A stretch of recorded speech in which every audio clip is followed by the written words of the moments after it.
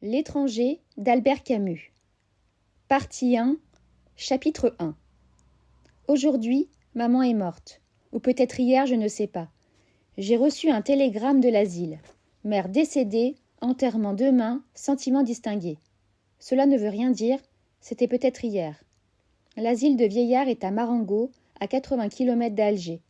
Je prendrai l'autobus à 2 heures et j'arriverai dans l'après-midi. Ainsi, je pourrai veiller et je rentrerai demain soir. J'ai demandé 2 jours de congé à mon patron et il ne pouvait pas me les refuser avec une excuse pareille. Mais il n'avait pas l'air content. Je lui ai même dit « ce n'est pas de ma faute ». Il n'a pas répondu. J'ai pensé alors que je n'aurais pas dû lui dire cela. En somme, je n'avais pas à m'excuser. C'était plutôt à lui de me présenter ses condoléances. Mais il le fera sans doute après-demain, quand il me verra en deuil. Pour le moment, c'est un peu comme si maman n'était pas morte. Après l'enterrement, au contraire, ce sera une affaire classée et tout aura revêtu une allure plus officielle. J'ai pris l'autobus à 2 heures. Il faisait très chaud. J'ai mangé au restaurant, chez Céleste, comme d'habitude. Ils avaient tous beaucoup de peine pour moi, et Céleste m'a dit « On n'a qu'une mère ». Quand je suis partie, ils m'ont accompagnée à la porte.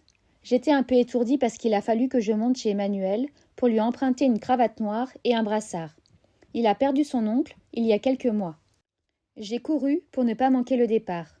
Cette hâte, cette course, c'est à cause de tout cela sans doute, ajouté au chaos, à l'odeur d'essence, à la réverbération de la route et du ciel, que je me suis assoupie.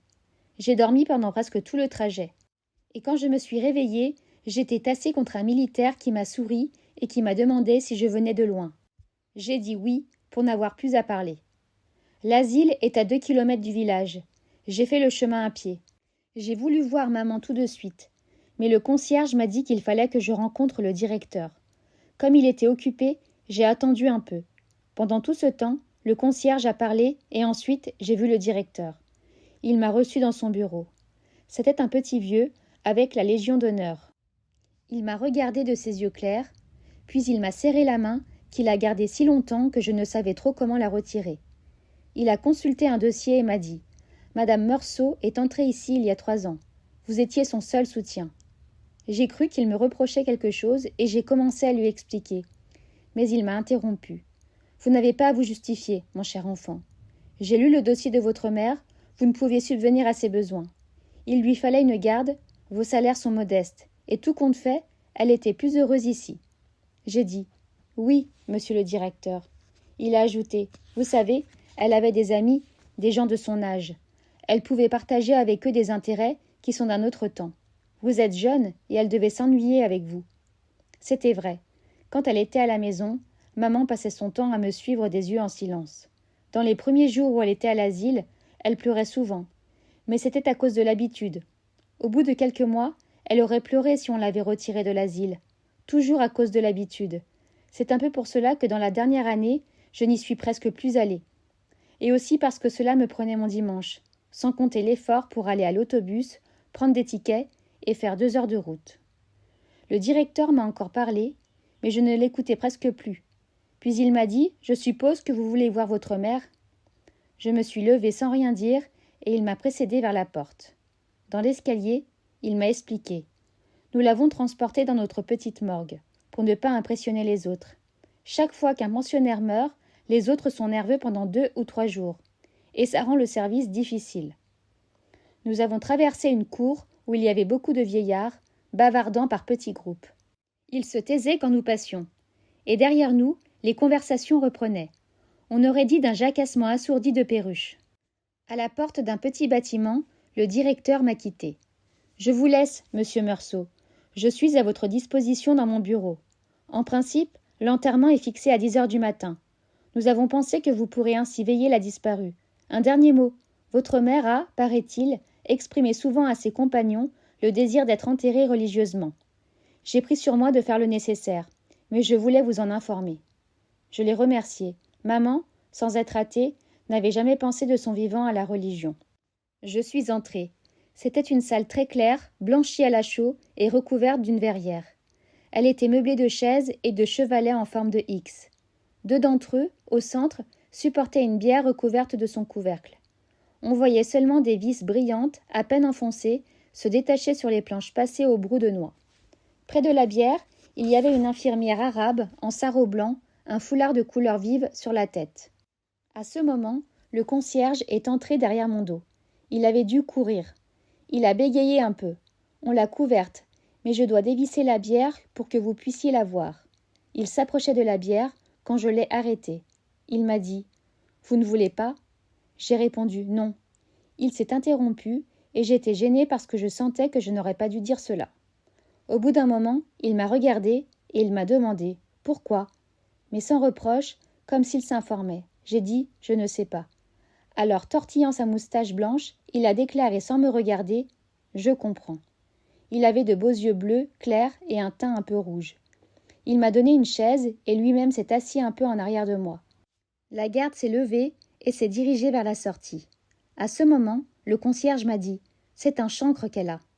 Comme je ne comprenais pas, j'ai regardé l'infirmière et j'ai vu qu'elle portait sous les yeux un bandeau qui faisait le tour de la tête. À la hauteur du nez, le bandeau était plat. On ne voyait que la blancheur du bandeau dans son visage. Quand elle est partie, le concierge a parlé. « Je vais vous laisser seule. Je ne sais pas quel geste j'ai fait, mais il est resté, debout, derrière moi. Cette présence dans mon dos me gênait. La pièce était pleine d'une belle lumière de fin d'après-midi. 2 frelons bourdonnaient contre la verrière, et je sentais le sommeil me gagner. J'ai dit au concierge, sans me retourner vers lui, « Il y a longtemps que vous êtes là ?» Immédiatement, il a répondu « 5 ans », comme s'il avait attendu depuis toujours ma demande. Ensuite, il a beaucoup parlé. On l'aurait bien étonné en lui disant qu'il finirait concierge à l'asile de Marengo. Il avait 64 ans et il était parisien. À ce moment, je l'ai interrompu. « Ah, vous n'êtes pas d'ici ?» Puis je me suis souvenu qu'avant de me conduire chez le directeur, il m'avait parlé de maman. Il m'avait dit qu'il fallait l'enterrer très vite parce que dans la plaine, il faisait chaud, surtout dans ce pays. C'est alors qu'il m'avait appris qu'il avait vécu à Paris et qu'il avait du mal à l'oublier. À Paris, on reste avec le mort 3-4 jours quelquefois. Ici, on n'a pas le temps. On ne se fait pas à l'idée que déjà, il faut courir derrière le corbillard. Sa femme lui avait dit alors « Tais-toi, ce ne sont pas des choses à raconter à monsieur ». Le vieux avait rougi et s'était excusé. J'étais intervenue pour dire « Mais non ». Je trouvais ce qu'il racontait juste et intéressant. Dans la petite morgue, il m'a appris qu'il était entré à l'asile comme indigent. Comme il se sentait valide, il s'était proposé pour cette place de concierge. Je lui ai fait remarquer qu'en somme, il était un peu pensionnaire. Il m'a dit que non. J'avais déjà été frappée par la façon qu'il avait de dire « il », les autres, et plus rarement les vieux, en parlant des pensionnaires dont certains n'étaient pas plus âgés que lui. Mais naturellement, ce n'était pas la même chose. Lui était concierge et, dans une certaine mesure, il avait des droits sur eux. La garde est entrée à ce moment. Le soir était tombé brusquement. Très vite, la nuit s'était épaissie au-dessus de la verrière. Le concierge a tourné le commutateur et j'ai été aveuglée par l'éclaboussement soudain de la lumière. Il m'a invitée à me rendre au réfectoire pour dîner. Mais je n'avais pas faim. Il m'a offert alors d'apporter une tasse de café au lait. Comme j'aime beaucoup le café au lait, j'ai accepté et il est revenu un moment après avec un plateau. J'ai bu, j'ai eu alors envie de fumer. Mais j'ai hésité parce que je ne savais pas si je pouvais le faire devant maman. J'ai réfléchi, cela n'avait aucune importance. J'ai offert une cigarette au concierge et nous avons fumé. À un moment, il m'a dit « Vous savez, les amis de madame, votre mère, vont venir la veiller aussi. C'est la coutume, il faut que j'aille chercher des chaises et du café noir. » Je lui ai demandé si on pouvait éteindre une des lampes. L'éclat de la lumière sur les murs blancs me fatiguait. Il m'a dit que ce n'était pas possible. L'installation était ainsi faite, c'était tout ou rien. Je n'ai plus beaucoup fait attention à lui. Il est sorti, est revenu, a disposé des chaises. Sur l'une d'elles, il a empilé des tasses autour d'une cafetière. Puis il s'est assis en face de moi, de l'autre côté de maman. La garde était aussi au fond, le dos tourné. Je ne voyais pas ce qu'elle faisait. Mais au mouvement de ses bras, je pouvais croire qu'elle tricotait. Il faisait doux, le café m'avait réchauffé, et par la porte ouverte entrait une odeur de nuit et de fleurs. Je crois que j'ai somnolé un peu. C'est un frôlement qui m'a réveillée. D'avoir fermé les yeux, la pièce m'a paru encore plus éclatante de blancheur. Devant moi, il n'y avait pas une ombre, et chaque objet, chaque angle, toutes les courbes se dessinaient avec une pureté blessante pour les yeux. C'est à ce moment que les amis de maman sont entrés. Ils étaient en tout une dizaine, et ils glissaient en silence dans cette lumière aveuglante. Ils se sont assis sans qu'aucune chaise grinçât. Je les voyais comme je n'avais jamais vu personne, et pas un détail de leur visage ou de leurs habits ne m'échappait. Pourtant, je ne les entendais pas, et j'avais peine à croire à leur réalité. Presque toutes les femmes portaient un tablier, et le cordon qui les serrait à la taille faisait encore ressortir leur ventre bombé. Je n'avais encore jamais remarqué à quel point les vieilles dames pouvaient avoir du ventre. Les hommes étaient presque tous très maigres et tenaient des cannes. Ce qui me frappait dans leur visage, c'est que je ne voyais pas leurs yeux, mais seulement une lueur sans éclat au milieu d'un nid de rides. Lorsqu'ils se sont assis, la plupart m'ont regardé et ont hoché la tête avec gêne, les lèvres toutes mangées par leur bouche, sans dents, sans que je puisse savoir s'ils me saluaient ou s'il s'agissait d'un tic. Je crois plutôt qu'ils me saluaient. C'est à ce moment que je me suis aperçue qu'ils étaient tous assis en face de moi, à dodelinés de la tête, autour du concierge. J'ai eu un moment l'impression ridicule qu'ils étaient là pour me juger. Peu après, une des femmes s'est mise à pleurer. Elle était au second rang, cachée par une de ses compagnes, et je la voyais mal. Elle pleurait à petits cris, régulièrement. Il me semblait qu'elle ne s'arrêterait jamais. Les autres avaient l'air de ne pas l'entendre. Ils étaient affaissés, mornes et silencieux. Ils regardaient la bière, ou leur canne, ou n'importe quoi, mais ils ne regardaient que cela. La femme pleurait toujours. J'étais très étonnée, parce que je ne la connaissais pas. J'aurais voulu ne plus l'entendre. Pourtant, je n'osais pas lui dire. Le concierge s'est penché vers elle, lui a parlé, mais elle a secoué la tête, a bredouillé quelque chose et a continué de pleurer avec la même régularité. Le concierge est venu alors de mon côté. Il s'est assis près de moi. Après un assez long moment, il m'a renseigné sans me regarder. Elle était très liée avec madame votre mère. Elle a dit que c'était sa seule amie ici et que maintenant, elle n'a plus personne. Nous sommes restés un long moment ainsi. Les soupirs et les sanglots de la femme se faisaient plus rares. Elle reniflait beaucoup. Elle s'est tue enfin. Je n'avais plus sommeil, mais j'étais fatiguée et les reins me faisaient mal. À présent, c'était le silence de tous ces gens qui m'était pénible. De temps en temps seulement, j'entendais un bruit singulier et je ne pouvais comprendre ce qu'il était. À la longue, j'ai fini par deviner que quelques-uns d'entre les vieillards suçaient l'intérieur de leurs joues et laissaient échapper ces clappements bizarres. Ils ne s'en apercevaient pas, tant ils étaient absorbés dans leurs pensées. J'avais même l'impression que cette morte, couchée au milieu d'eux, ne signifiait rien à leurs yeux. Mais je crois maintenant que c'était une impression fausse. Nous avons tous pris du café, servi par le concierge. Ensuite, je ne sais plus. La nuit a passé. Je me souviens qu'à un moment, j'ai ouvert les yeux et j'ai vu que les vieillards dormaient tassés sur eux-mêmes, à l'exception d'un seul qui, le menton sur le dos de ses mains agrippées à la canne, me regardait fixement comme s'il n'attendait que mon réveil. Puis j'ai encore dormi. Je me suis réveillée parce que j'avais de plus en plus mal aux reins. Le jour glissait sur la verrière. Peu après, l'un des vieillards s'est réveillé et il a beaucoup toussé. Il crachait dans un grand mouchoir à carreaux et chacun de ses crachats était comme un arrachement. Il a réveillé les autres et le concierge a dit qu'ils devraient partir. Ils se sont levés.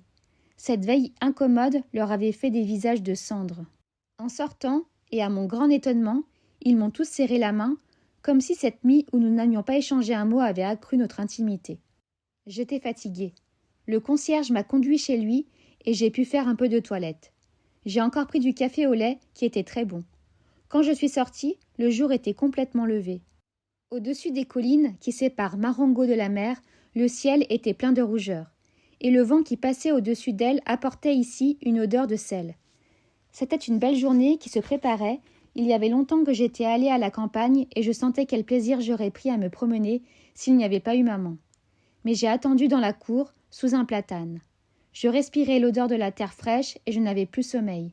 J'ai pensé aux collègues du bureau. À cette heure, ils se levaient pour aller au travail. Pour moi, c'était toujours l'heure la plus difficile. J'ai encore réfléchi un peu à ces choses, mais j'ai été distrait par une cloche qui sonnait à l'intérieur des bâtiments. Il y a eu du remue-ménage derrière les fenêtres, puis tout s'est calmé. Le soleil était monté un peu plus dans le ciel, il commençait à chauffer mes pieds.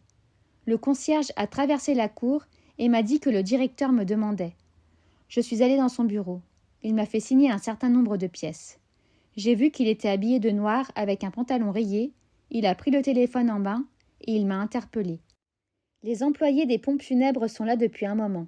Je vais leur demander de venir fermer la bière. Voulez-vous auparavant voir votre mère une dernière fois ? J'ai dit non. Il a ordonné dans le téléphone en baissant la voix. Figeac, dites aux hommes qu'ils peuvent y aller. Ensuite, il m'a dit qu'il assisterait à l'enterrement, et je l'ai remercié. Il s'est assis derrière son bureau, il a croisé ses petites jambes. Il m'a averti que moi et lui serions seuls avec l'infirmière de service. En principe, les pensionnaires ne devaient pas assister aux enterrements. Il les laissait seulement veiller. C'est une question d'humanité, a-t-il remarqué. Mais en l'espèce, il avait accordé l'autorisation de suivre le convoi à un vieil ami de maman, Thomas Pérez. Ici, le directeur a souri. Il m'a dit « Vous comprenez, c'est un sentiment un peu puéril, mais lui et votre mère ne se quittaient guère. À l'asile, on les plaisantait. On disait à Pérez « C'est votre fiancé ?»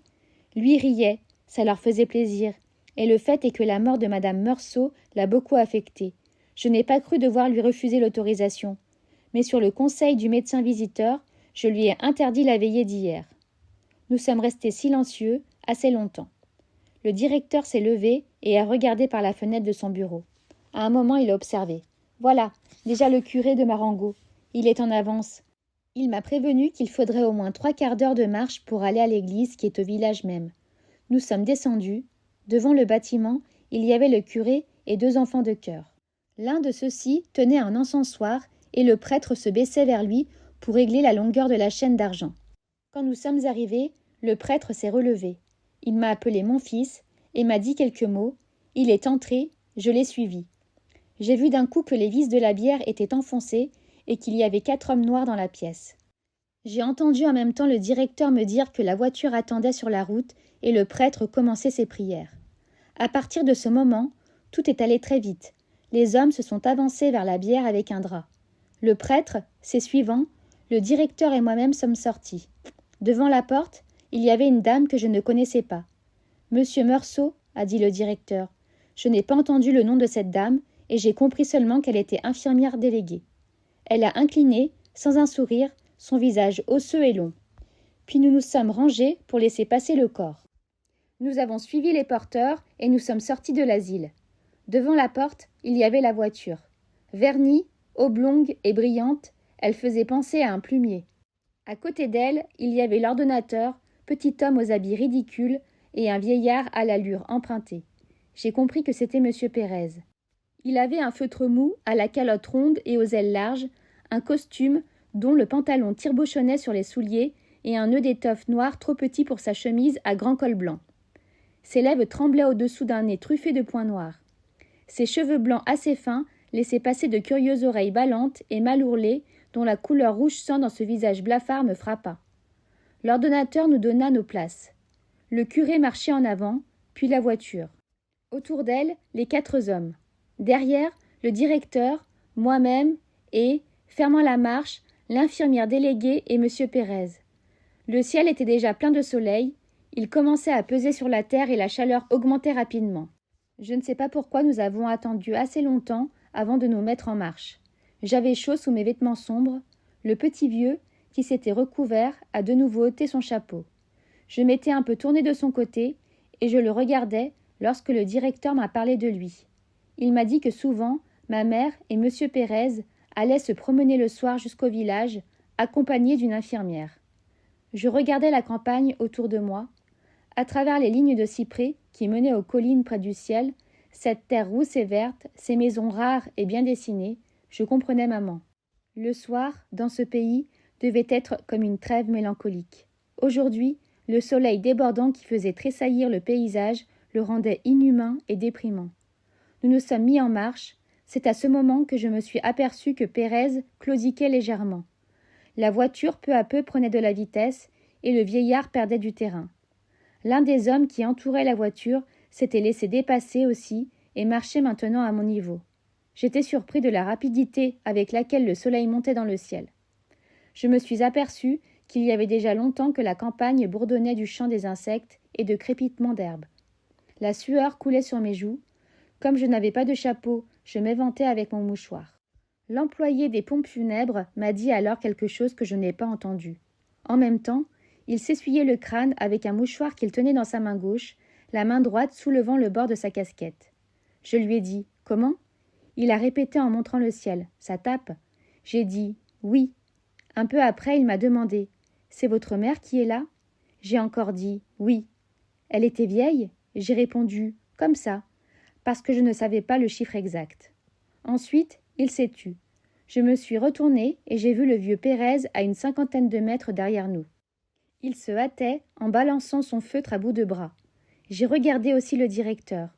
Il marchait avec beaucoup de dignité, sans un geste inutile. Quelques gouttes de sueur perlaient sur son front, mais il ne les essuyait pas. Il me semble que le convoi marchait un peu plus vite. Autour de moi, c'était toujours la même campagne lumineuse gorgée de soleil. L'éclat du ciel était insoutenable. À un moment donné, nous sommes passés sur une partie de la route qui avait été récemment refaite. Le soleil avait fait éclater le goudron, les pieds y enfonçaient et laissaient ouverte sa pulpe brillante. Au-dessus de la voiture, le chapeau du cocher, en cuir bouilli, semblait avoir été pétri dans cette boue noire. J'étais un peu perdue entre le ciel bleu et blanc et la monotonie de ses couleurs, noir gluant du goudron vert, noir terne des habits, noir laqué de la voiture. Tout cela, le soleil, l'odeur de cuir et de crottin de la voiture, celle du vernis et celle de l'encens, la fatigue d'une nuit d'insomnie, me troublait le regard et les idées. Je me suis retournée une fois de plus. Pérez m'apparut très loin, perdu dans une nuée de chaleur, puis je ne l'ai plus aperçu. Je l'ai cherché du regard et j'ai vu qu'il avait quitté la route et pris à travers champs. J'ai constaté aussi que devant moi, la route tournait. J'ai compris que Pérez, qui connaissait le pays, coupait au plus court pour nous rattraper. En tournant, il nous avait rejoints. Puis nous l'avons perdu. Il a repris encore à travers champs, et comme cela plusieurs fois. Moi, je sentais le sang qui me battait aux tempes. Tout s'est passé ensuite avec tant de précipitation, de certitude et de naturel que je ne me souviens plus de rien. Une chose seulement. À l'entrée du village, l'infirmière déléguée m'a parlé. Elle avait une voix singulière qui n'allait pas avec son visage, une voix mélodieuse et tremblante. Elle m'a dit « Si on va doucement, on risque une insolation. Mais si on va trop vite, on est en transpiration et dans l'église, on attrape un chaud et froid. » Elle avait raison. Il n'y avait pas d'issue. J'ai encore gardé quelques images de cette journée. Par exemple, le visage de Pérez quand, pour la dernière fois, il nous a rejoints près du village. De grosses larmes d'énervement et de peine ruisselaient sur ses joues. Mais, à cause des rides, elles ne s'écoulaient pas. Elles s'étalaient, se rejoignaient et formaient un vernis d'eau sur ce visage détruit. Il y a eu encore l'église et les villageois sur les trottoirs, les géraniums rouges sur les tombes du cimetière, l'évanouissement de Pérez, la terre couleur de sang qui roulait sur la bière de maman, la chair blanche des racines qui s'y mêlaient, encore du monde, des voix, le village, l'attente devant un café, l'incessant ronflement du moteur, et ma joie quand l'autobus est entré dans le nid des Lumières d'Alger et que j'ai pensé que j'allais me coucher et dormir pendant 12 heures. Chapitre 2. En me réveillant, j'ai compris pourquoi mon patron avait l'air mécontent quand je lui ai demandé mes 2 jours de congé. C'est aujourd'hui samedi. Je l'avais pour ainsi dire oublié, mais en me levant, cette idée m'est venue. Mon patron, tout naturellement, a pensé que j'aurais ainsi 4 jours de vacances avec mon dimanche, et cela ne pouvait pas lui faire plaisir. Mais d'une part, ce n'est pas ma faute si on a enterré maman hier au lieu d'aujourd'hui, et d'autre part, j'aurais eu mon samedi et mon dimanche de toute façon. Bien entendu, cela ne m'empêche pas de comprendre tout de même mon patron. J'ai eu de la peine à me lever parce que j'étais fatiguée de ma journée d'hier. Pendant que je me rasais, je me suis demandé ce que j'allais faire et j'ai décidé d'aller me baigner. J'ai pris le tram pour aller à l'établissement de bains du port. Là, j'ai plongé dans la Passe. Il y avait beaucoup de jeunes gens. J'ai retrouvé dans l'eau Marie Cardona, une ancienne dactylo de mon bureau dont j'avais eu envie à l'époque. Elle aussi, je crois. Mais elle est partie peu après et nous n'avons pas eu le temps. Je l'ai aidée à monter sur une bouée et, dans ce mouvement, j'ai effleuré ses seins. J'étais encore dans l'eau quand elle était déjà à plat ventre sur la bouée. Elle s'est retournée vers moi. Elle avait les cheveux dans les yeux et elle riait. Je me suis hissée à côté d'elle sur la bouée. Il faisait bon et, comme en plaisantant, j'ai laissé aller ma tête en arrière et je l'ai posée sur son ventre. Elle n'a rien dit et je suis restée ainsi. J'avais tout le ciel dans les yeux et il était bleu et doré. Sous ma nuque, je sentais le ventre de Marie battre doucement. Nous sommes restés longtemps sur la bouée, à moitié endormis. Quand le soleil est devenu trop fort, elle a plongé et je l'ai suivie. Je l'ai rattrapée, j'ai passé ma main autour de sa taille et nous avons nagé ensemble. Elle riait toujours. Sur le quai, pendant que nous nous séchions, elle m'a dit « Je suis plus brune que vous ». Je lui ai demandé si elle voulait venir au cinéma le soir. Elle a encore ri et m'a dit qu'elle avait envie de voir un film avec Fernandel.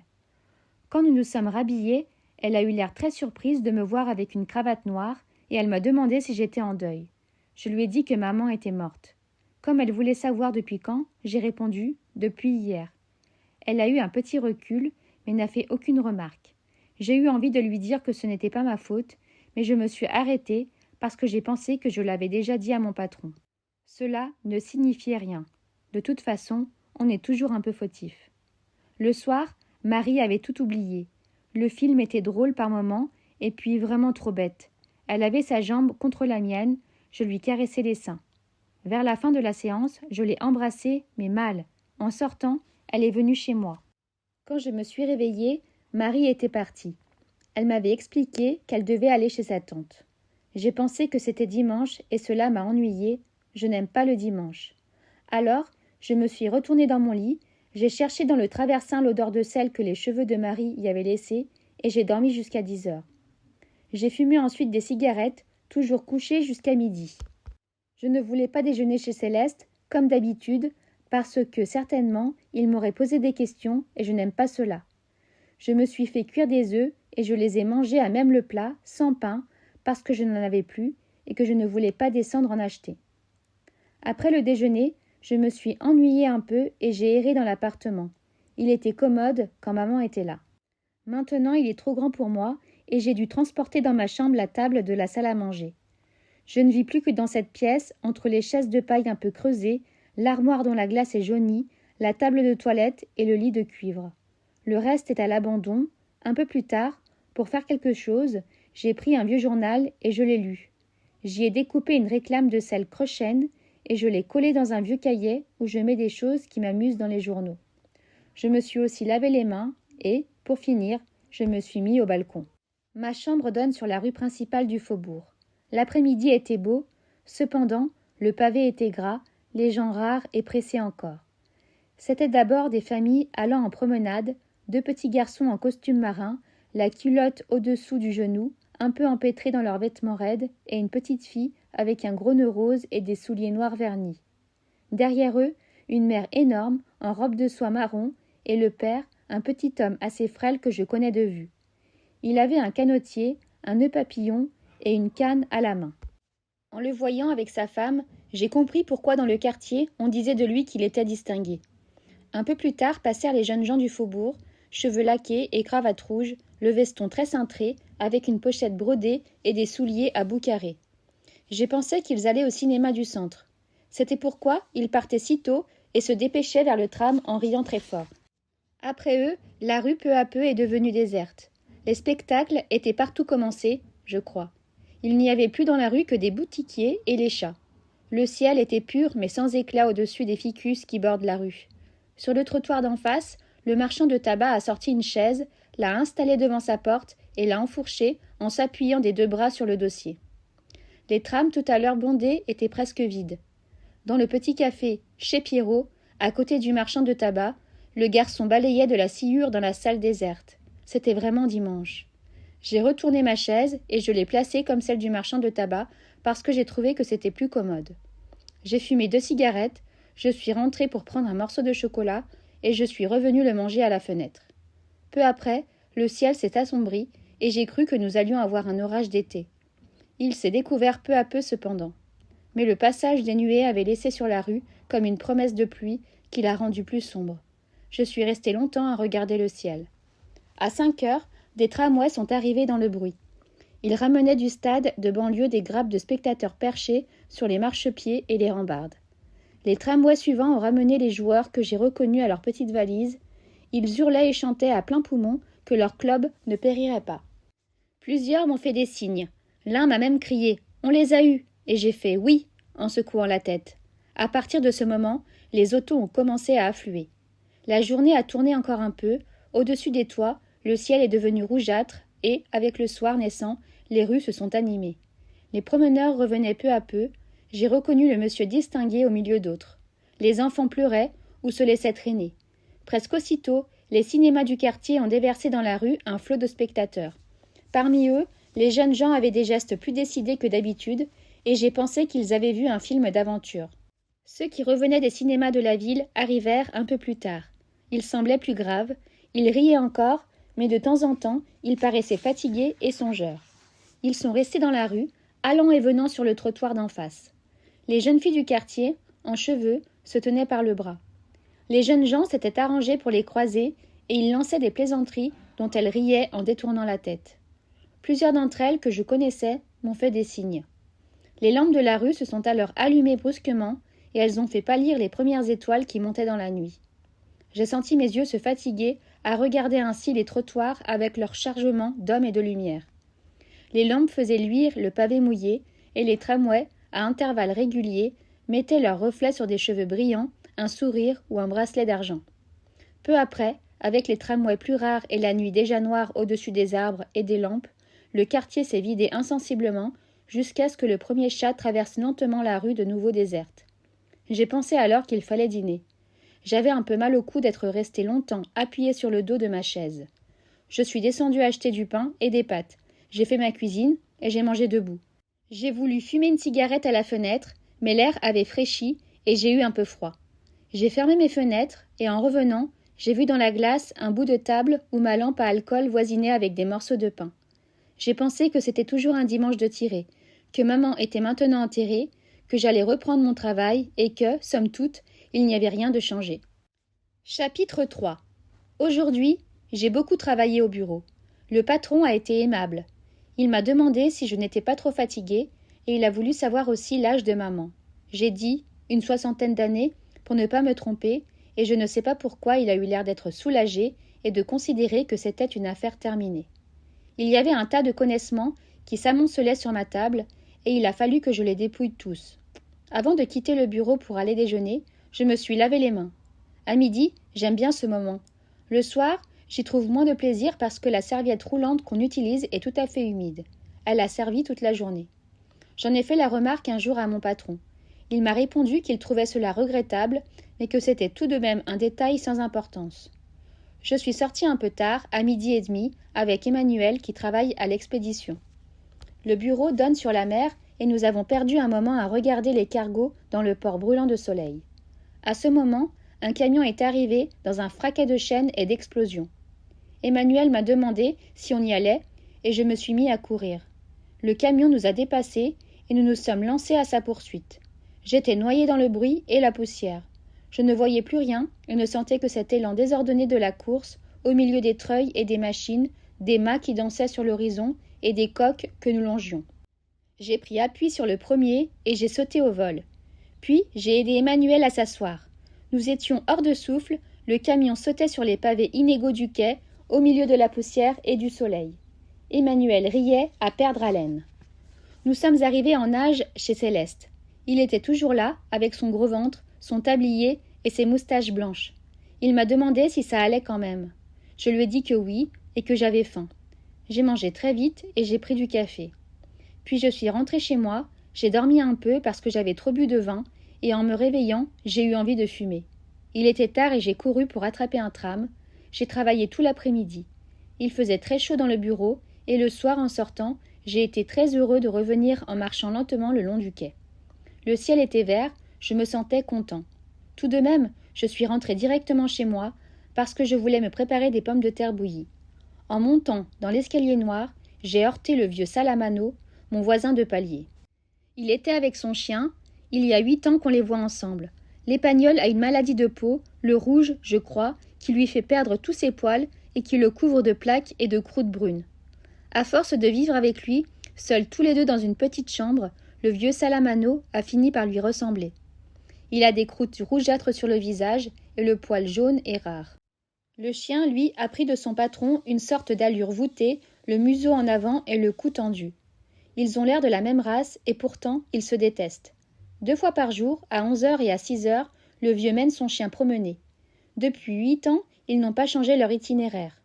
On peut les voir sur le long de la rue de Lyon, le chien tirant l'homme jusqu'à ce que le vieux Salamano bute. Il bat son chien alors et il l'insulte. Le chien rampe de frayeur et se laisse traîner. À ce moment, c'est au vieux de le tirer. Quand le chien a oublié, il entraîne de nouveau son maître et il est de nouveau battu et insulté. Alors, ils restent tous les deux sur le trottoir et ils se regardent, le chien avec terreur, l'homme avec haine. C'est ainsi tous les jours. Quand le vieux chien veut uriner, le vieux ne lui en laisse pas le temps et il le tire, l'épagnole semant derrière lui une traînée de petites gouttes. Si par hasard le chien fait dans la chambre, alors il est encore battu. Il y a 8 ans que cela dure. Céleste dit toujours que c'est malheureux, mais au fond, personne ne peut savoir. Quand je l'ai rencontré dans l'escalier, Salamano était en train d'insulter son chien. Il lui disait « Salaud, charogne !» et le chien gémissait. J'ai dit « Bonsoir !» mais le vieux insultait toujours. Alors je lui ai demandé ce que le chien lui avait fait. Il ne m'a pas répondu. Il disait seulement « Salaud, charogne !» Je le devinais, penché sur son chien, en train d'arranger quelque chose sur le collier. J'ai parlé plus fort, alors sans se retourner, il m'a répondu avec une sorte de rage rentrée. Il est toujours là. Puis il est parti en tirant la bête qui se laissait traîner sur ses 4 pattes et gémissait. Juste à ce moment est entré mon deuxième voisin de palier. Dans le quartier, on dit qu'il vit des femmes. Quand on lui demande son métier, pourtant il est magasinier. En général, il n'est guère aimé. Mais il me parle souvent et quelquefois, il passe un moment chez moi parce que je l'écoute. Je trouve que ce qu'il dit est intéressant.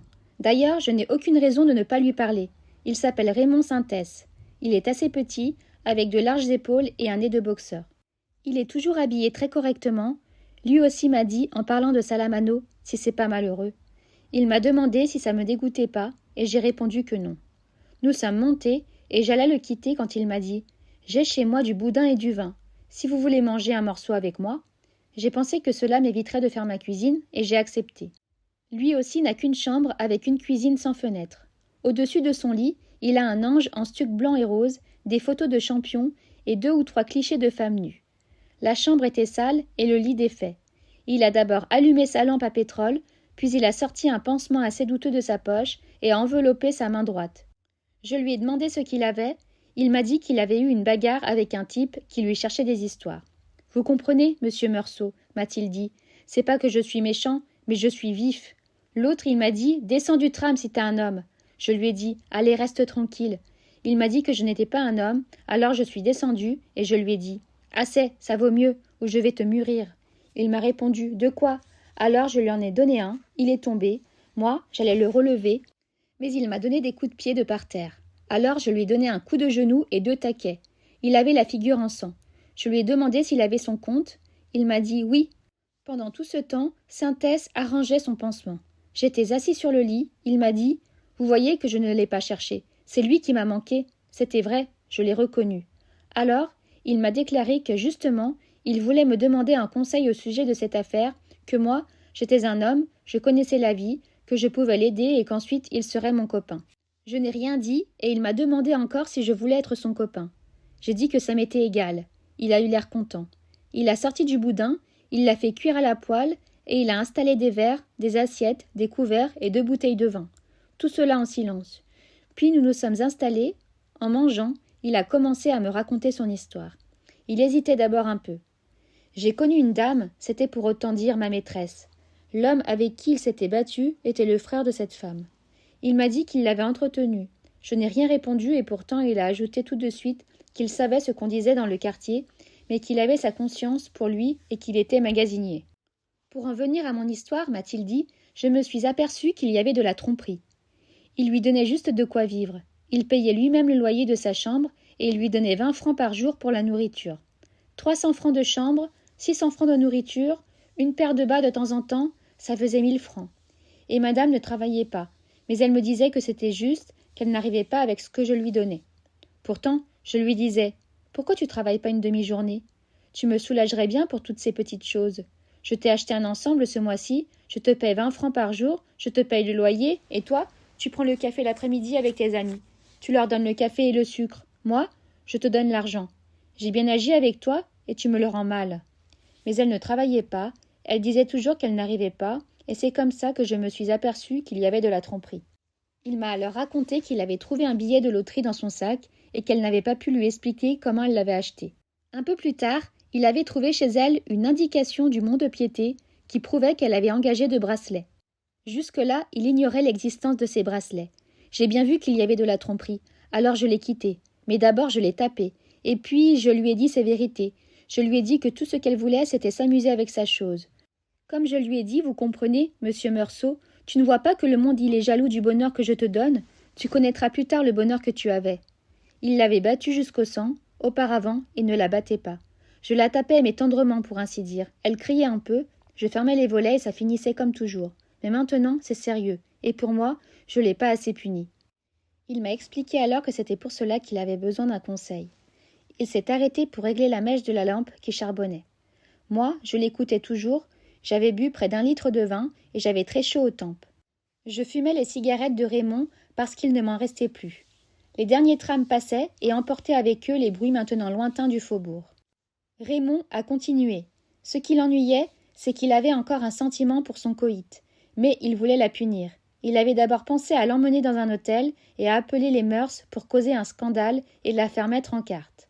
Ensuite, il s'était adressé à des amis qu'il avait dans le milieu. Il n'avait rien trouvé. Et comme me le faisait remarquer Raymond, c'était bien la peine d'être du milieu. Il le leur avait dit et ils avaient alors proposé de la marquer. Mais ce n'était pas ce qu'il voulait. Il allait réfléchir. Auparavant, il voulait me demander quelque chose. D'ailleurs, avant de me le demander, il voulait savoir ce que je pensais de cette histoire. J'ai répondu que je n'en pensais rien, mais que c'était intéressant.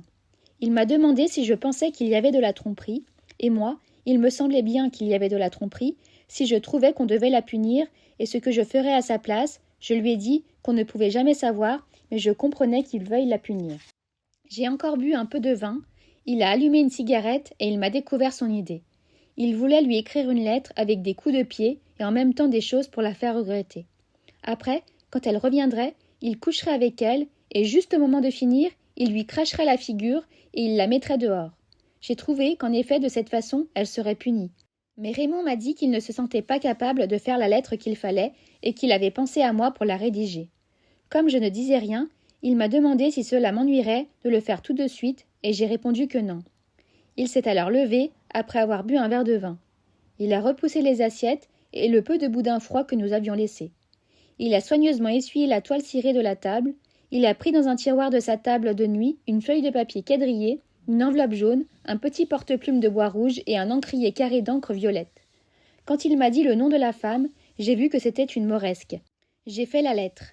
Je l'ai écrite un peu au hasard, mais je me suis appliquée à contenter Raymond parce que je n'avais pas de raison de ne pas le contenter. Puis j'ai lu la lettre à haute voix. Il m'a écoutée en fumant et en hochant la tête, puis il m'a demandé de la relire. Il a été tout à fait content. Il m'a dit « Je savais bien que tu connaissais la vie. » Je ne me suis pas aperçue d'abord qu'il me tutoyait. C'est seulement quand il m'a déclaré « Maintenant, tu es un vrai copain » que cela m'a frappé. Il a répété sa phrase et j'ai dit « Oui ». Cela m'était égal d'être son copain, et il avait vraiment l'air d'en avoir envie. Il a cacheté la lettre, et nous avons fini le vin. Puis nous sommes restés un moment à fumer sans rien dire. Au dehors, tout était calme, nous avons entendu le glissement d'une auto qui passait. J'ai dit « Il est tard ». Raymond le pensait aussi. Il a remarqué que le temps passait vite, et, dans un sens, c'était vrai. J'avais sommeil, mais j'avais de la peine à me lever. J'ai dû avoir l'air fatigué parce que Raymond m'a dit qu'il ne fallait pas se laisser aller. D'abord, je n'ai pas compris. Il m'a expliqué alors qu'il avait appris la mort de maman, mais que c'était une chose qui devait arriver un jour ou l'autre. C'était aussi mon avis.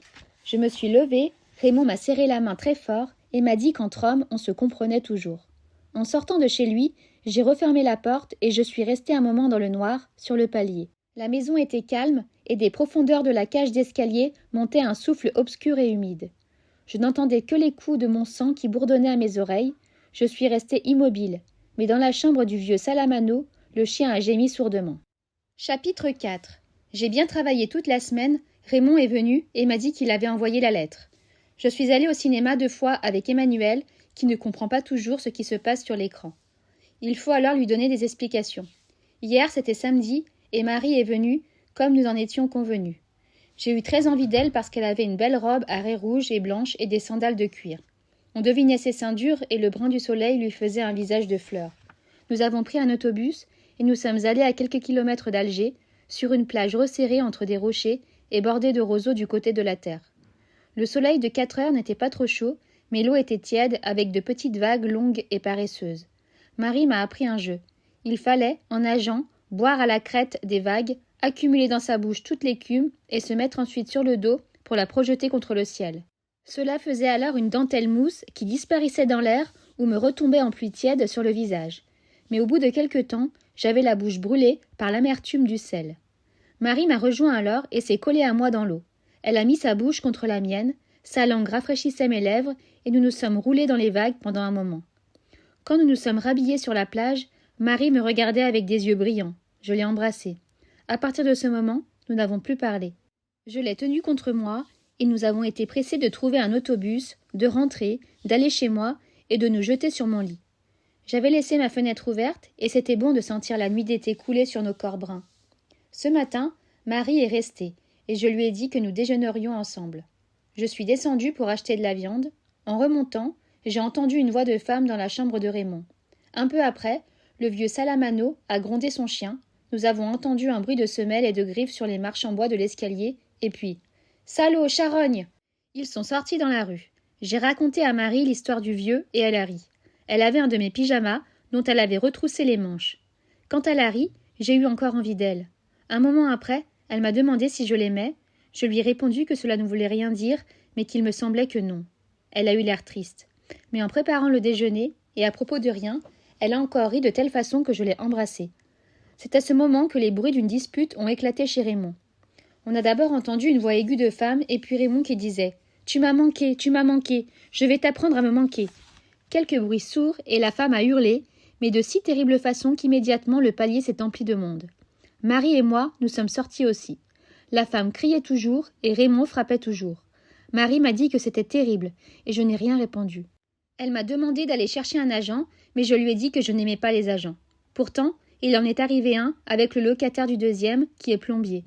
Il a frappé à la porte et on n'a plus rien entendu. Il a frappé plus fort et au bout d'un moment, la femme a pleuré et Raymond a ouvert. Il avait une cigarette à la bouche et l'air doucereux. La fille s'est précipitée à la porte et a déclaré à l'agent que Raymond l'avait frappé. « Ton nom » a dit l'agent. Raymond a répondu « Enlève ta cigarette de la bouche quand tu me parles » a dit l'agent. Raymond a hésité, m'a regardé et a tiré sur sa cigarette. À ce moment, l'agent l'a giflé à toute volée d'une claque épaisse et lourde en pleine joue. La cigarette est tombée quelques mètres plus loin. Raymond a changé de visage, mais il n'a rien dit sur le moment, et puis il a demandé d'une voix humble s'il pouvait ramasser son mégot. L'agent a déclaré qu'il le pouvait, et il a ajouté « Mais la prochaine fois, tu sauras qu'un agent n'est pas un guignol. » Pendant ce temps, la fille pleurait, et elle a répété « Il m'a tapé, c'est un maquereau. » « Monsieur l'agent, » a demandé alors Raymond, « c'est dans la loi, ça, de dire maquereau à un homme ?» Mais l'agent lui a ordonné de fermer sa gueule. Raymond s'est alors retourné vers la fille et lui a dit « Attends, petite, on se retrouvera. » L'agent lui a dit de fermer ça, que la fille devait partir et lui rester dans sa chambre en attendant d'être convoqué au commissariat. Il a ajouté que Raymond devrait avoir honte d'être saoul au point de trembler comme il le faisait. À ce moment, Raymond lui a expliqué « Je ne suis pas saoul, monsieur l'agent. Seulement je suis là devant vous et je tremble, c'est forcé. » Il a fermé sa porte et tout le monde est parti. Marie et moi avons fini de préparer le déjeuner. Mais elle n'avait pas faim, j'ai presque tout mangé. Elle est partie à 1h et j'ai dormi un peu. Vers 3h, on a frappé à ma porte et Raymond est entré. Je suis restée couchée. Il s'est assis sur le bord de mon lit. Il est resté un moment sans parler et je lui ai demandé comment son affaire s'était passée. Il m'a raconté qu'il avait fait ce qu'il voulait, mais qu'elle lui avait donné une gifle et qu'alors il l'avait battue. Pour le reste, je l'avais vu. Je lui ai dit qu'il me semblait que maintenant, elle était punie et qu'il devait être content.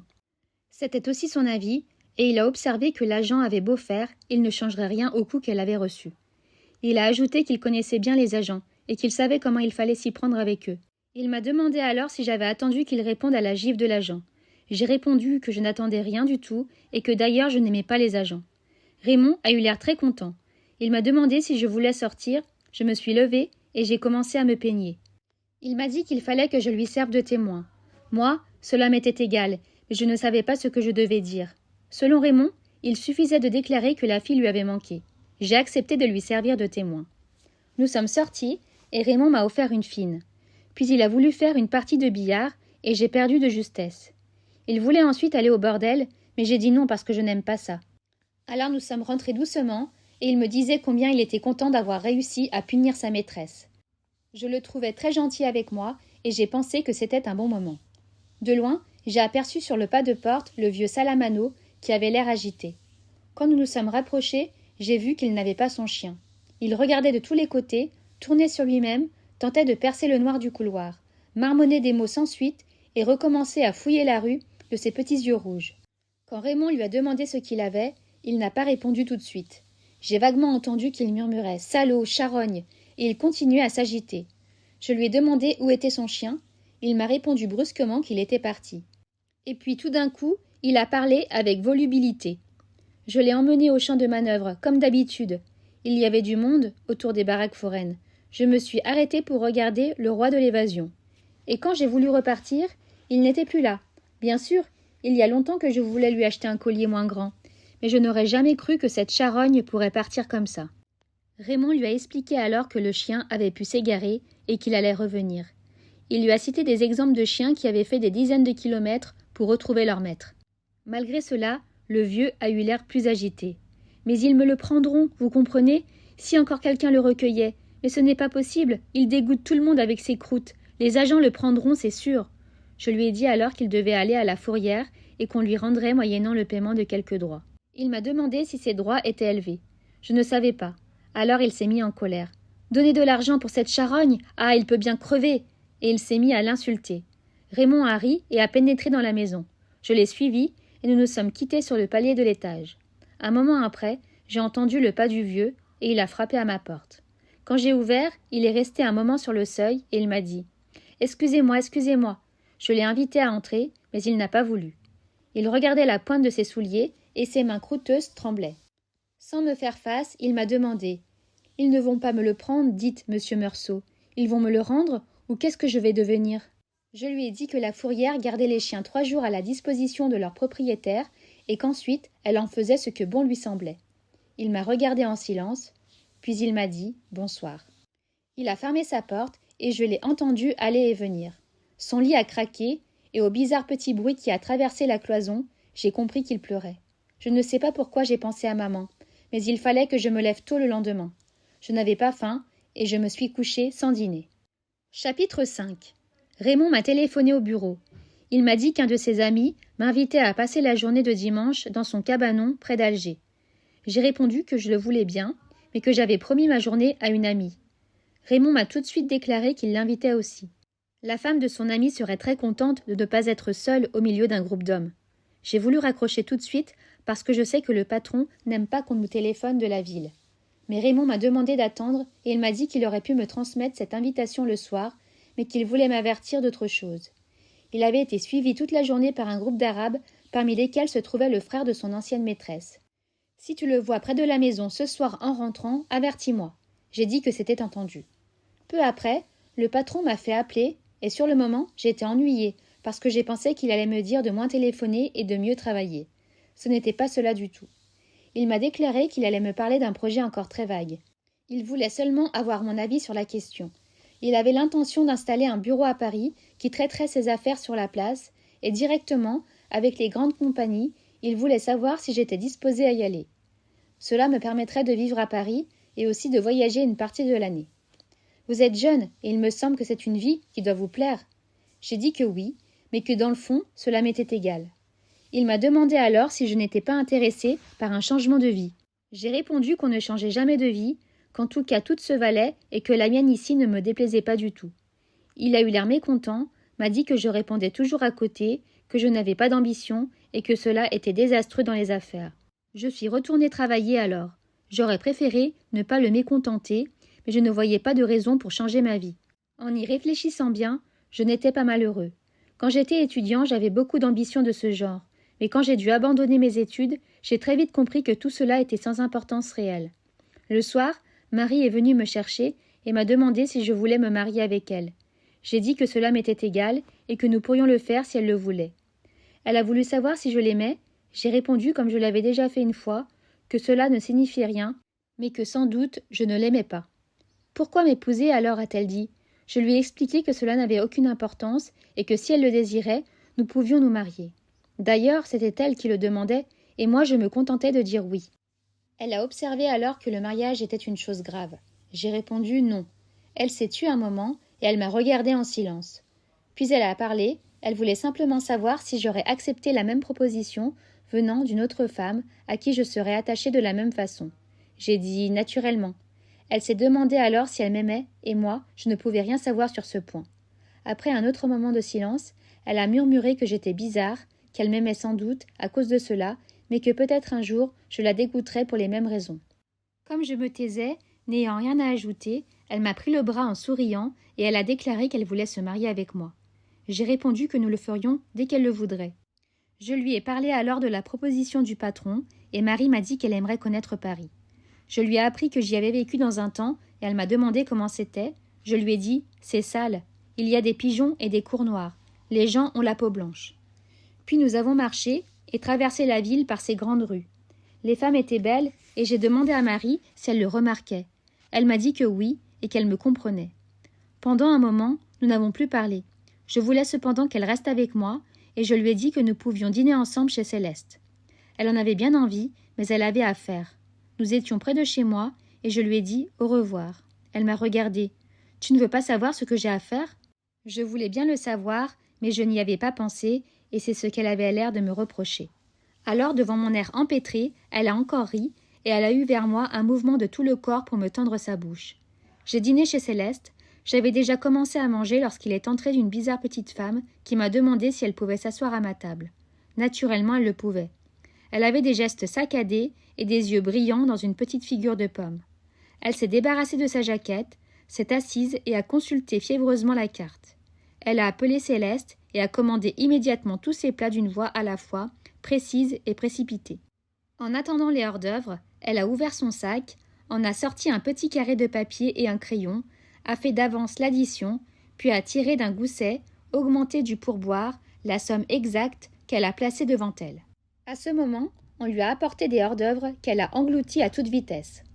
En attendant le plat suivant, elle a encore sorti de son sac un crayon bleu et un magazine qui donnait les programmes radiophoniques de la semaine. Avec beaucoup de soin, elle a coché une à une presque toutes les émissions. Comme le magazine avait une douzaine de pages, elle a continué ce travail méticuleusement pendant tout le repas. J'avais déjà fini qu'elle cochait encore avec la même application. Puis elle s'est levée, a remis sa jaquette avec les mêmes gestes précis d'automate et elle est partie. Comme je n'avais rien à faire, je suis sortie aussi et je l'ai suivie un moment. Elle s'était placée sur la bordure du trottoir et avec une vitesse et une sûreté incroyables, elle suivait son chemin sans dévier et sans se retourner. J'ai fini par la perdre de vue et par revenir sur mes pas. J'ai pensé qu'elle était bizarre, mais je l'ai oubliée assez vite. Sur le pas de ma porte, j'ai retrouvé le vieux Salamano. Je l'ai fait entrer et il m'a appris que son chien était perdu car il n'était pas à la fourrière. Les employés lui avaient dit que peut-être il avait été écrasé. Il avait demandé s'il n'était pas possible de le savoir dans les commissariats. On lui avait répondu qu'on ne gardait pas de traces de ces choses-là parce qu'elles arrivaient tous les jours. J'ai dit au vieux Salamano qu'il pourrait avoir un autre chien, mais il a eu raison de me faire remarquer qu'il était très habitué à celui-là. J'étais accroupie sur mon lit et Salamano s'était assis sur une chaise devant la table. Il me faisait face et il avait ses deux mains sur les genoux. Il avait gardé son vieux feutre. Il mâchonnait des bouts de phrases sous sa moustache jaunie. Il m'ennuyait un peu, mais je n'avais rien à faire et je n'avais pas sommeil. Pour dire quelque chose, je l'ai interrogé sur son chien. Il m'a dit qu'il l'avait eu après la mort de sa femme. Il s'était marié assez tard. Dans sa jeunesse, il avait eu envie de faire du théâtre. Au régiment, il jouait dans les vaudevilles militaires.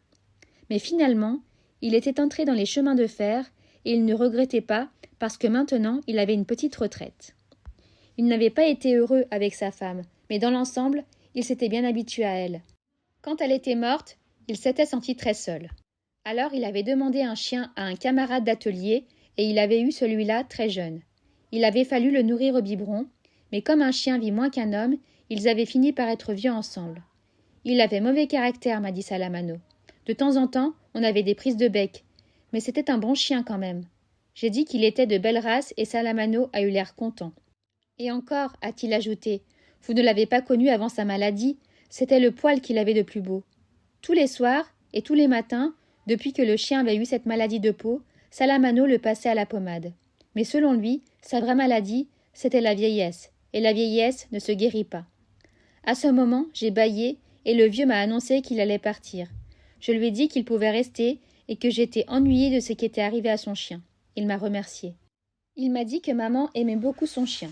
En parlant d'elle, il l'appelait votre pauvre mère. Il a émis la supposition que je devais être bien malheureux depuis que maman était morte et je n'ai rien répondu. Il m'a dit alors, très vite et avec un air gêné, qu'il savait que dans le quartier, on m'avait mal jugé parce que j'avais mis ma mère à l'asile, mais il me connaissait et il savait que j'aimais beaucoup maman. J'ai répondu, je ne sais pas encore pourquoi, que j'ignorais jusqu'ici qu'on me jugeât mal à cet égard, mais que l'asile m'avait paru une chose naturelle, puisque je n'avais pas assez d'argent pour faire garder maman. D'ailleurs, ai-je ajouté, il y avait longtemps qu'elle n'avait rien à me dire et qu'elle s'ennuyait toute seule. Oui, m'a-t-il dit, et à l'asile, du moins, on se fait des camarades. Puis, il s'est excusé. Il voulait dormir. Sa vie avait changé maintenant. Il ne savait pas trop ce qu'il allait faire. Pour la première fois que je le connaissais, d'un geste furtif, il m'a tendu la main et j'ai senti les écailles de sa peau. Il a souri un peu et avant de partir, il m'a dit « J'espère que les chiens n'aboieront pas cette nuit. Je crois toujours que c'est le mien. » Chapitre 6. Le dimanche, j'ai eu de la peine à me réveiller et il a fallu que Marie m'appelle et me secoue. Nous n'avons pas mangé parce que nous voulions nous baigner tôt. Je me sentais tout à fait vide et j'avais un peu mal à la tête. Ma cigarette avait un goût amer. Marie s'est moquée de moi parce qu'elle disait que j'avais une tête d'enterrement. Elle avait mis une robe de toile blanche et lâché ses cheveux. Je lui ai dit qu'elle était belle, elle a ri de plaisir. En descendant, nous avons frappé à la porte de Raymond. Il nous a répondu qu'il descendait. Dans la rue, à cause de ma fatigue et aussi parce que nous n'avions pas ouvert les persiennes, le jour, déjà tout plein de soleil, m'a frappé comme une gifle. Marie sautait de joie et n'arrêtait pas de dire qu'il faisait beau. Je me suis sentie mieux et je me suis aperçue que j'avais faim. Je l'ai dit à Marie qui m'a montré son sac en toile cirée où elle avait mis nos 2 maillots et une serviette. Je n'avais plus qu'à attendre et nous avons entendu Raymond fermer sa porte. Il avait un pantalon bleu et une chemise blanche à manches courtes. Mais il avait mis un canotier, ce qui a fait rire Marie, et ses avant-bras étaient très blancs sous les poils noirs. J'en étais un peu dégoûtée.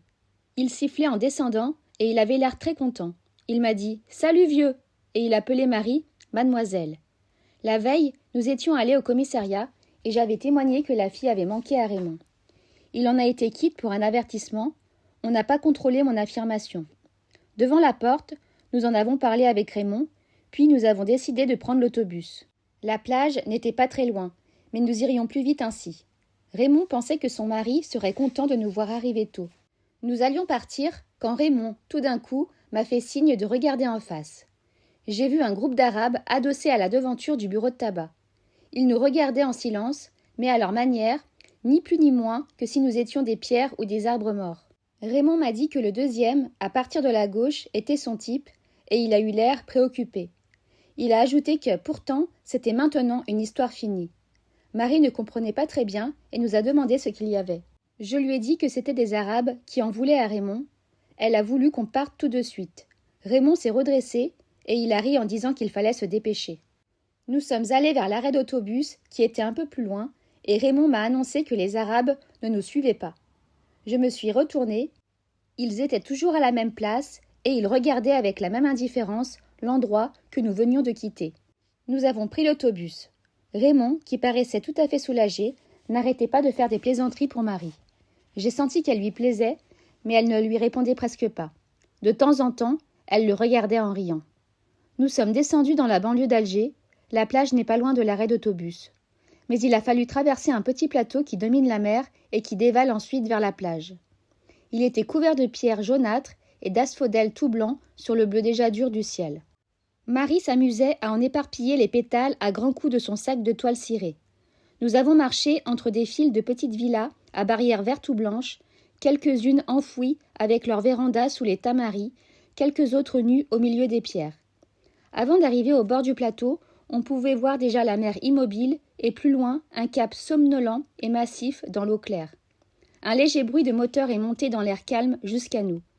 Et nous avons vu, très loin, un petit chalutier qui avançait, imperceptiblement sur la mer éclatante. Marie accueillit quelques iris de roche.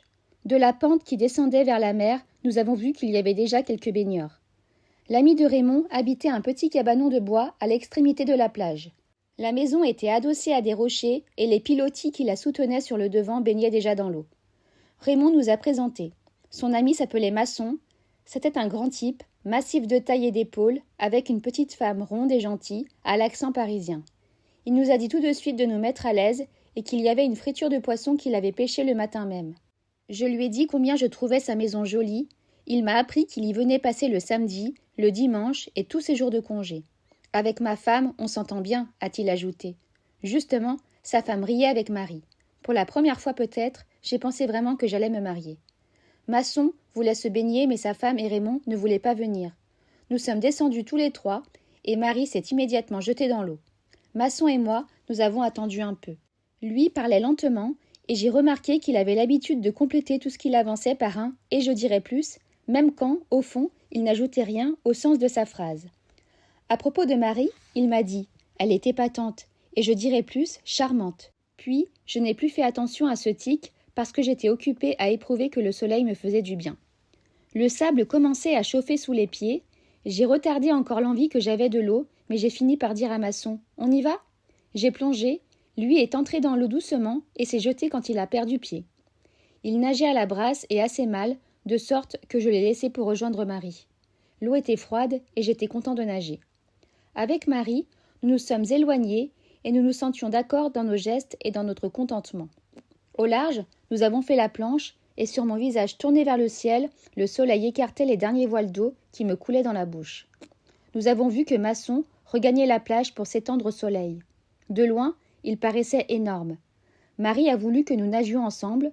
Je me suis mis derrière elle pour la prendre par la taille et à l'avancer à la force des bras pendant que je l'aidais en battant des pieds. Le petit bruit de l'eau battue nous a suivis dans le matin jusqu'à ce que je me sente fatiguée. Alors j'ai laissé Marie et je suis rentrée en nageant régulièrement et en respirant bien. Sur la plage, je me suis étendue à plat ventre près de Masson et j'ai mis ma figure dans le sable. Je lui ai dit que c'était bon et il était de cet avis. Peu après, Marie est venue. Je me suis retournée pour la regarder avancer. Elle était toute visqueuse d'eau salée et elle tenait ses cheveux en arrière. Elle s'est allongée flanc à flanc avec moi et les deux chaleurs de son corps et du soleil m'ont un peu endormie. Marie m'a secouée et m'a dit que Masson était remonté chez lui, il fallait déjeuner. Je me suis levée tout de suite parce que j'avais faim, mais Marie m'a dit que je ne l'avais pas embrassé depuis ce matin. C'était vrai, et pourtant j'en avais envie. « Viens dans l'eau » m'a-t-elle dit. Nous avons couru pour nous étaler dans les premières petites vagues. Nous avons fait quelques brasses et elle s'est collée contre moi. J'ai senti ses jambes autour des miennes et je l'ai désirée. Quand nous sommes revenus, Masson nous appelait déjà. J'ai dit que j'avais très faim et il a déclaré tout de suite à sa femme que je lui plaisais. Le pain était bon, j'ai dévoré ma part de poisson. Il y avait ensuite de la viande et des pommes de terre frites. Nous mangions tous sans parler. Masson buvait souvent du vin et il me servait sans arrêt. Au café, j'avais la tête un peu lourde et j'ai fumé beaucoup. Masson, Raymond et moi, nous avons envisagé de passer ensemble le mois d'août à la plage à frais communs. Marie nous a dit tout d'un coup « Vous savez quelle heure il est ? Il est 11h30. » Nous étions tous étonnés, mais Masson a dit qu'on avait mangé très tôt et que c'était naturel parce que l'heure du déjeuner, c'était l'heure où l'on avait faim. Je ne sais pas pourquoi cela a fait rire Marie. Je crois qu'elle avait un peu trop bu. Masson m'a demandé alors si je voulais me promener sur la plage avec lui. Ma femme fait toujours la sieste après le déjeuner. Moi, je n'aime pas ça. Il faut que je marche. Je lui dis toujours que c'est meilleur pour la santé, mais après tout, c'est son droit. Marie a déclaré qu'elle resterait pour aider madame Masson à faire la vaisselle. La petite Parisienne a dit que pour cela, il fallait mettre les hommes dehors. Nous sommes descendus tous les trois. Le soleil tombait presque d'aplomb sur le sable et son éclat sur la mer était insoutenable. Il n'y avait plus personne sur la plage. Dans les cabanons qui bordaient le plateau et qui surplombaient la mer, on entendait des bruits d'assiettes et de couverts. On respirait à peine dans la chaleur de pierre qui montait du sol. Pour commencer, Raymond et Masson ont parlé de choses et de gens que je ne connaissais pas. J'ai compris qu'il y avait longtemps qu'ils se connaissaient et qu'ils avaient vécu ensemble à un moment. Nous nous sommes dirigés vers l'eau et nous avons longé la mer. Quelquefois, une petite vague plus longue que l'autre venait mouiller nos souliers de toile. Je ne pensais à rien, parce que j'étais à moitié endormie par ce soleil sur ma tête nue. À ce moment, Raymond dit à Masson quelque chose que j'ai mal entendu. Mais j'ai aperçu en même temps, tout au bout de la plage et très loin de nous, deux Arabes en bleu de chauffe qui venaient dans notre direction. J'ai regardé Raymond et il m'a dit « c'est lui ». Nous avons continué à marcher. Masson a demandé comment ils avaient pu nous suivre jusque-là. J'ai pensé qu'ils avaient dû nous voir prendre l'autobus avec un sac de plage, mais je n'ai rien dit. Les Arabes avançaient lentement et ils étaient déjà beaucoup plus rapprochés. Nous n'avons pas changé notre allure, mais Raymond a dit « S'il y a de la bagarre, toi, Masson, tu prendras le deuxième. Moi, je me charge de mon type. Toi, Meursault, s'il en arrive un autre, il est pour toi. » J'ai dit « oui » et Masson a mis ses mains dans les poches. Le sable surchauffé me semblait rouge maintenant. Nous avancions d'un pas égal vers les Arabes. La distance entre nous a diminué régulièrement. Quand nous avons été à quelques pas les uns des autres, les Arabes se sont arrêtés. Masson et moi, nous avons ralenti notre pas. Raymond est allé tout droit vers son type. J'ai mal entendu ce qu'il lui a dit, mais l'autre a fait mine de lui donner un coup de tête. Raymond a frappé alors une première fois, et il a tout de suite appelé Masson. Masson est allé à celui qu'on lui avait désigné, et il a frappé 2 fois avec tout son poids. L'Arabe s'est aplati dans l'eau, la face contre le fond, et il est resté quelques secondes ainsi, des bulles crevant à la surface autour de sa tête. Pendant ce temps, Raymond aussi a frappé, et l'autre avait la figure en sang. Raymond s'est retourné vers moi et a dit « Tu vas voir ce qu'il va prendre !» Je lui ai crié « Attention, il a un couteau !» Mais déjà Raymond avait le bras ouvert et la bouche tailladée. Masson a fait un bond en avant, mais l'autre Arabe s'était relevé et il s'est placé derrière celui qui était armé. Nous n'avons pas osé bouger. Ils ont reculé lentement, sans cesser de nous regarder et de nous tenir en respect avec le couteau. Quand ils ont vu qu'ils avaient assez de champ, ils se sont enfuis très vite, pendant que nous restions cloués sous le soleil et que Raymond tenait serré son bras dégouttant de sang. Masson a dit immédiatement qu'il y avait un docteur qui passait ces dimanches sur le plateau. Raymond a voulu y aller tout de suite, mais chaque fois qu'il parlait, le sang de sa blessure faisait des bulles dans sa bouche. Nous l'avons soutenu et nous sommes revenus au cabanon aussi vite que possible. Là, Raymond a dit que ses blessures étaient superficielles et qu'il pouvait aller chez le docteur. Il est parti avec Masson et je suis restée pour expliquer aux femmes ce qui était arrivé. Madame Masson pleurait et Marie était très pâle. Moi, cela m'ennuyait de leur expliquer. J'ai fini par me taire et j'ai fumé en regardant la mer. Vers 1h30, Raymond est revenu avec Masson. Il avait le bras bandé et du sparadrap au coin de la bouche. Le docteur lui avait dit que ce n'était rien, mais Raymond avait l'air très sombre. Masson a essayé de le faire rire, mais il ne parlait toujours pas. Quand il a dit qu'il descendait sur la plage, je lui ai demandé où il allait. Il m'a répondu qu'il voulait prendre l'air. Masson et moi avons dit que nous allions l'accompagner. Alors, il s'est mis en colère et nous a insultés. Masson a déclaré qu'il ne fallait pas le contrarier. Moi, je l'ai suivi quand même. Nous avons marché longtemps sur la plage, le soleil était maintenant écrasant. Il se brisait en morceaux sur le sable et sur la mer. J'ai eu l'impression que Raymond savait où il allait, mais c'était sans doute faux.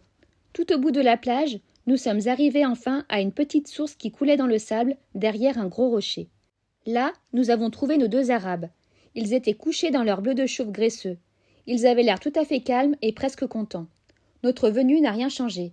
Celui qui avait frappé Raymond le regardait sans rien dire. L'autre soufflait dans un petit roseau et répétait sans cesse, en nous regardant du coin de l'œil, les 3 notes qu'il obtenait de son instrument. Pendant tout ce temps, il n'y a plus eu que le soleil et ce silence, avec le petit bruit de la source et les 3 notes. Puis Raymond a porté la main à sa poche revolver, mais l'autre n'a pas bougé et il se regardait toujours. J'ai remarqué que celui qui jouait de la flûte avait les doigts des pieds très écartés. Mais sans quitter des yeux son adversaire, Raymond m'a demandé « Je le descends ?» J'ai pensé que si je disais non, il s'exciterait tout seul et tirerait certainement. Je lui ai simplement dit « Il ne t'a pas encore parlé, ça ferait vilain de tirer comme ça. » On a encore entendu le petit bruit d'eau et de flûte au cœur du silence et de la chaleur. Puis Raymond a dit « Alors, je vais l'insulter, et quand il répondra, je le descendrai. » J'ai répondu « C'est ça, mais s'il ne sort pas son couteau, tu ne peux pas tirer. » Raymond a commencé à s'exciter un peu. L'autre jouait toujours, et tous 2 observaient chaque geste de Raymond. « Non, ai-je dit à Raymond. Prends-le d'homme à homme et donne-moi ton revolver. Si l'autre intervient, ou s'il tire son couteau, je le descendrai. » Quand Raymond m'a donné son revolver, le soleil a glissé dessus. Pourtant, nous sommes restés encore immobiles, comme si tout s'était refermé autour de nous. Nous nous regardions sans baisser les yeux, et tout s'arrêtait ici, entre la mer, le sable et le soleil, le double silence de la flûte et de l'eau. J'ai pensé à ce moment qu'on pouvait tirer ou ne pas tirer. Mais brusquement, les Arabes, à reculons, se sont coulés derrière le rocher. Raymond et moi sommes alors revenus sur nos pas. Lui paraissait mieux, et il a parlé de l'autobus du retour. Je l'ai accompagné jusqu'au cabanon, et, pendant qu'il gravissait l'escalier de bois, je suis restée devant la première marche, la tête retentissante de soleil, découragée devant l'effort qu'il fallait faire pour monter l'étage de bois et aborder encore les femmes. Mais la chaleur était telle qu'il m'était pénible aussi de rester immobile sous la pluie aveuglante qui tombait du ciel. Rester ici ou partir, cela revenait au même. Au bout d'un moment, je suis retournée vers la plage et je me suis mis à marcher. C'était le même éclatement rouge. Sur le sable, la mer haletait de toute la respiration rapide et étouffée de ses petites vagues. Je marchais lentement vers les rochers et je sentais mon front se gonfler sous le soleil. Toute cette chaleur s'appuyait sur moi et s'opposait à mon avance. et chaque fois que je sentais son grand souffle chaud sur mon visage, je serrais les dents, je fermais les poings dans les poches de mon pantalon, je me tendais tout entier pour triompher du soleil et de cette ivresse opaque qu'il me déversait. À chaque épée de lumière jaillie du sable, d'un coquillage blanchi ou d'un débris de verre, mes mâchoires se crispaient. J'ai marché longtemps. Je voyais de loin la petite masse sombre du rocher entourée d'un halo aveuglant par la lumière et la poussière de mer. Je pensais à la source fraîche derrière le rocher. J'avais envie de retrouver le murmure de son eau, envie de fuir le soleil, l'effort et les pleurs de femme, envie enfin de retrouver l'ombre et son repos. Mais quand j'ai été plus près, j'ai vu que le type de Raymond était revenu. Il était seul. Il reposait sur le dos, les mains sous la nuque, le front dans les ombres du rocher, tout le corps au soleil. Son bleu de chaux fumait dans la chaleur, j'étais un peu surpris. Pour moi, c'était une histoire finie et j'étais venu là sans y penser. Dès qu'il m'a vu, il s'est soulevé un peu et a mis la main dans sa poche. Moi, naturellement, j'ai serré le revolver de Raymond dans mon veston. Alors, de nouveau, il s'est laissé aller en arrière, mais sans retirer la main de sa poche. J'étais assez loin de lui, à une dizaine de mètres. Je devinais son regard par instants, entre ses paupières mi-closes. Mais le plus souvent, son image dansait devant mes yeux, dans l'air enflammé. Le bruit des vagues était encore plus paresseux, plus étal qu'à midi. C'était le même soleil, la même lumière sur le même sable qui se prolongeait ici. Il y avait déjà 2 heures que la journée n'avançait plus, 2 heures qu'elle avait jeté l'ancre dans un océan de métal bouillant. À l'horizon, un petit vapeur est passé, et j'en ai deviné la tache noire au bord de mon regard, parce que je n'avais pas cessé de regarder l'arabe. J'ai pensé que je n'avais qu'un demi-tour à faire et ce serait fini, mais toute une plage vibrante de soleil se pressait derrière moi. J'ai fait quelques pas vers la source, l'arabe n'a pas bougé. Malgré tout, il était encore assez loin.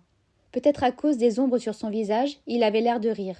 J'ai attendu, la brûlure du soleil gagnait mes joues et j'ai senti des gouttes de sueur s'amasser dans mes sourcils.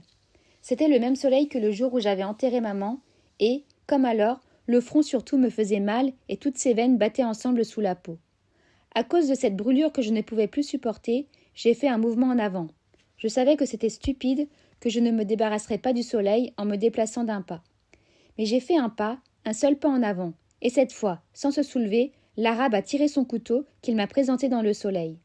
La lumière a giclé sur l'acier et c'était comme une longue lame étincelante qui m'atteignait au front. Au même instant, la sueur amassée dans mes sourcils a coué d'un coup sur les paupières et les a recouvertes d'un voile tiède et épais. Mes yeux étaient aveuglés derrière ce rideau de larmes et de sel. Je ne sentais plus que les cymbales du soleil sur mon front et indistinctement la glaive éclatant jaillie du couteau, toujours en face de moi. Cette épée brûlante rongeait mes cils et fouillait mes yeux douloureux. C'est alors que tout a vacillé. La mer a charrié un souffle épais et ardent. Il m'a semblé que le ciel s'ouvrait sur toute son étendue pour laisser pleuvoir du feu. Tout mon être s'est tendu et j'ai crispé ma main sur le revolver. La gâchette a cédé, j'ai touché le ventre poli de la crosse et c'est là, dans le bruit à la fois sec et assourdissant, que tout a commencé. J'ai secoué la sueur et le soleil, j'ai compris que j'avais détruit l'équilibre du jour, le silence exceptionnel d'une plage où j'avais été heureux. Alors, j'ai tiré encore 4 fois sur un corps inerte où les balles s'enfonçaient sans qu'il y parût. Et c'était comme 4 coups brefs que je frappais sur la porte du malheur.